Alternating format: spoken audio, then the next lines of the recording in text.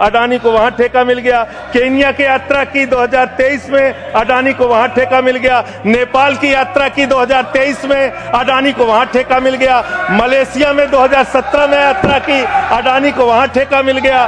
2018 में सिंगापुर की यात्रा की, अडानी को वहां ठेका मिल गया। सर दिखाई नहीं पड़ रहा हूं मैं सर, अडानी को वहां ठेका मिल गया। वियतनाम की यात्रा की 2024 में, अडानी को वहां ठेका मिल गया। इजराइल की यात्रा की 2017 में, अडानी को वहां ठेका मिल गया। मुझे तो समझ में नहीं आता, जैसे अडानी का नाम लो पूरी की पूरी भाजपा खड़ी हो जाती है। 440 बार तक करंट लग जाता है। यही विषय है कि देश को बर्बाद किया है तुमने, कर्जा दे दे के अपने दोस्तों को भगाया है। आपका दिमाग बड़े बकायेदारों से कर्ज वसूलने में नहीं है। अगर होता तो ये हजारों करोड़ के जो बकायेदार इनके पासपोर्ट जब्त करो ना। संजय सिंह के तो पासपोर्ट आपने जब्त किए हैं, एक एक सांसद के पासपोर्ट आपने जब्त किए हैं। इन डकैतों के पासपोर्ट क्यों नहीं जब्त किया आपने?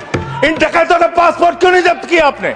आपका दिमाग क्या है? यूट्यूबर पकड़ना है, न्यूज वाले को पकड़ना है, 4 PM संजय शर्मा का बंद करना है, राजीव निगम का फेसबुक बंद करना है, मुकेश मोहन पे मुकदमा करना है। खाली आपको अपने विरोधियों का गला घोटने के अलावा दिन रात कोई काम नहीं है। खाली आपको अपने चंद पूंजीपतियों को फायदा पहुंचाना है। देश की जनता भाड़ में जाए, कोई मतलब नहीं आपको। नोटबंदी करके आपने देश की अर्थव्यवस्था को बर्बाद किया। आपने एक अपने पूंजीपति दोस्त को हिंदुस्तान की सारी संपत्ति देके देश को बर्बाद किया। आप सिर्फ देश को लूटने वाले लोग हो। आप देश को लूटने का और भ्रष्टाचार करने का और उनसे चंदा लेकर धंधा देने का काम कर रहे हैं। मान्यवर, इस बिल का मैं पूरी तरीके से विरोध करता हूं। अंतिम बात कह के खत्म करूंगा। मान्यवर एनसीएलटी की बड़ी चर्चा हुई।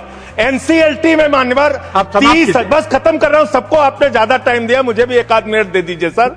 एनसीएलटी में 30,000 केस पेंडिंग है सर, और 270 दिनों में एनसीएलटी को केस का निराकरण करना होता है। एनसीएलटी तो भ्रष्टाचार का गढ़ बन गया है।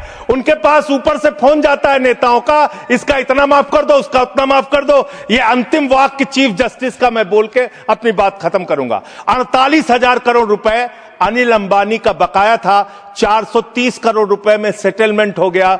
तो सूर्यकांत जी चीफ जस्टिस जी ने कहा, उन्होंने कहा that the insolvency process had become mockery। ये भारत के मुख्य न्यायाधीश का बयान है इंसॉल्वेंसी के बारे में, जिस तरीके से आप लूटखोरी कर रहे हैं। बहुत बहुत धन्यवाद।